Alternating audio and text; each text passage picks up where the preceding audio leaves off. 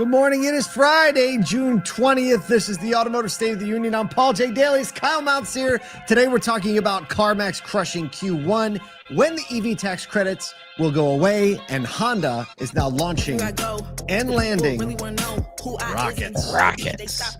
Surprised me.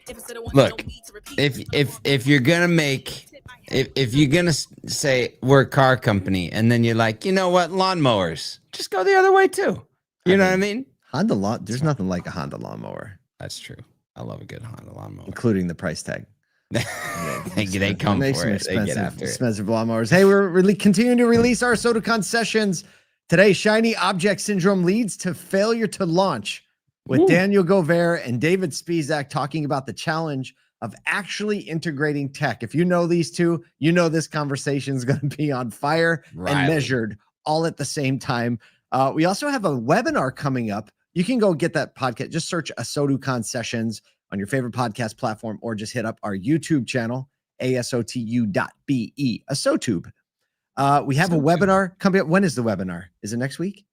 The webinar is next Wednesday. Next Wednesday, 2 p.m. Eastern. Integrate, don't agitate how smart stores add AI without the pain, with Scott Traylor of Mia and Luke Morris of Earnhardt CDJR.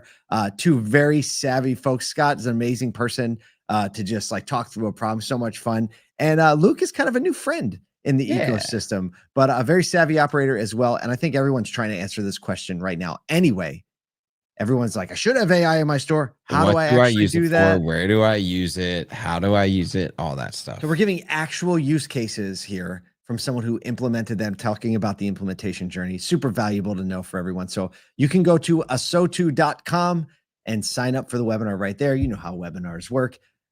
You can join us live or get the link, but we hope you join us live because we keep it tight. 25, 30 minutes. Keep it fun. You don't have to break your whole day. No, then we get out of there. Yeah. All right, let's talk about some news. CarMax latest quarterly results are in, and they are cruising past analyst expectations with strong used vehicle sales results, revenue growth, and record-breaking profit per unit. Not just pushing the revenue. Q1 net income jumped 38% year over year to $210.4 million, while revenue rose to $7.5 billion, up 6.1% year over year. Used retail vehicle sales hit 230,210 units, which is a 9% increase, and gross profit per unit hit a record of $2,407 per unit. Same-store sales are up 8.1%, marking the fourth consecutive positive quarter.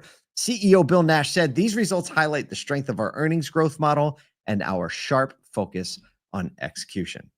Look, this is clearly an execution, a leveraging of expense structure, revenue structure, and efficiency. And that's what CarMax has been about from the beginning. The fact that their Q1 net income jumped 38% it is unbelievable year over year.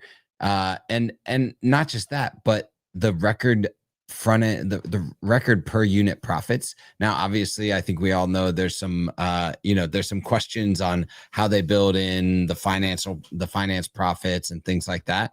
But they, without a doubt, are still someone to be paying attention to. We saw the stock price immediately jump. Yeah, 10% or something like that. Now it's down a bit today, but I think we'll see that stay high. Auto's a place to be in. And I would say if you've ever thought like, oh, I don't need to pay attention to what a CarMax or a Carvana or some of these big box retailers are doing, you're very wrong, because they're moving ahead of the market, and staying at least tight to them can keep you ahead of your localized market. And they're definitely one of the best and one of the earliest at leveraging technology to make good decisions. You know, like they had market-based pricing models before everybody else did, basically. And I'm looking forward to seeing what the Q2 results are, because everybody knows that Q1 pulled some sales ahead. Everyone was kind of rushing in a little bit of a tariff frenzy. So I think the Q2 report will tell the whole story, because of that, you know. And I think the whole story is still very positive, by the way. Yep. So let's learn what we can. Speaking of tell the whole story. Okay, yeah. We'll take that one. President Trump's proposed budget is taking aim at the federal EV tax credits, as we've been talking about, with House and Senate Republicans offering two versions of how fast they should end. The result could drastically affect shift EV affordability and consumer interest. Basically, the House's plan ends the credits in 2026 for smaller brands, but cuts off top sellers like Tesla and GM this year. Interesting. Automakers under the 200,000 vehicle cap who have sold, taken less than those credits on their vehicles, Rivian, Honda, and Lucid would still benefit temporarily because they haven't hit that cap yet. The Senate, not like anyone buying a Lucid needs tax credits, but okay, next. Yeah. I think all the Lucids would be over the threshold anyway. That's true. That's right. $80,000 is the threshold or something. Yeah, the Senate version is more aggressive, however, ending all credits within 180 days and leasing perks immediately. So the Senate's like, listen, by the time hurricane season's over, the tax credit will be over as well. EV leaders are warning of market disruption, some predicting a sales dip once the credits vanish, which is reasonable. Mike Murphy, CEO of American EV Jobs Alliance, says they're really trying to put a stake in the heart of EV subsidies, and it sounds like they're probably going to succeed. Yeah, I mean, the question here is, what's the ground stock look like? Can the manufacturers pivot quick enough?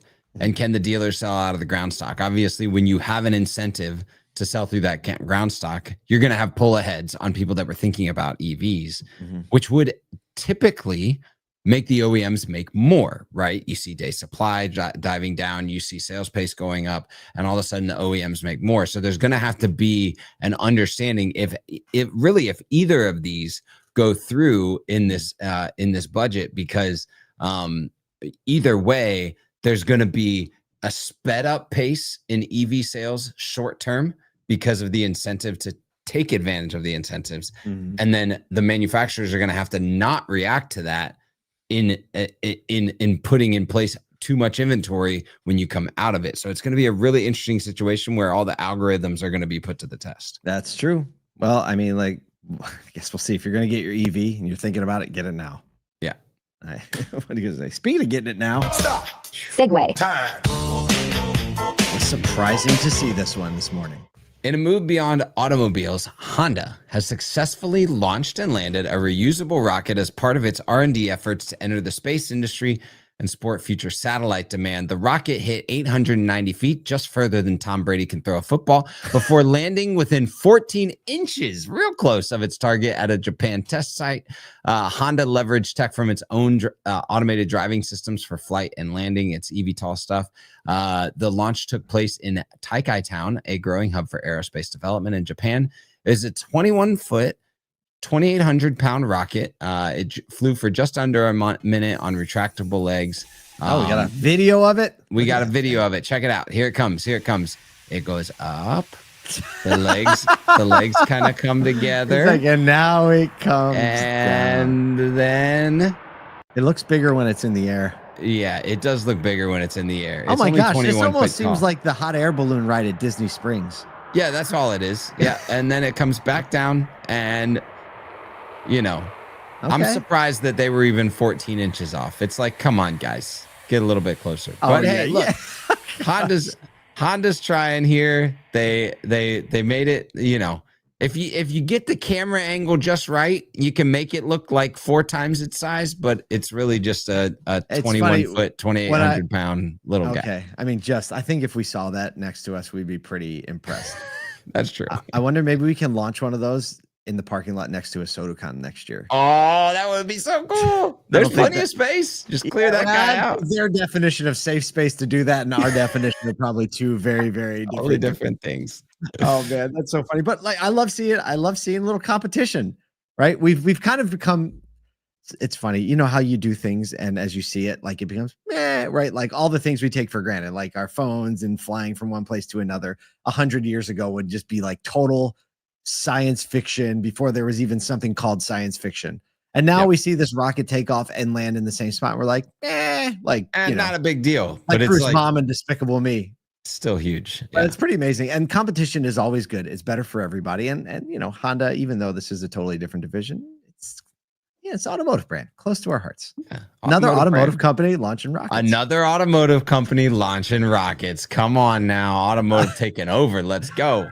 Look, so you can launch rockets too. Maybe not literally, but metaphorically. You should be out there doing amazing things. And sometimes that just means treating people in a way they don't expect. You can do that right now with $0 and some intentionality.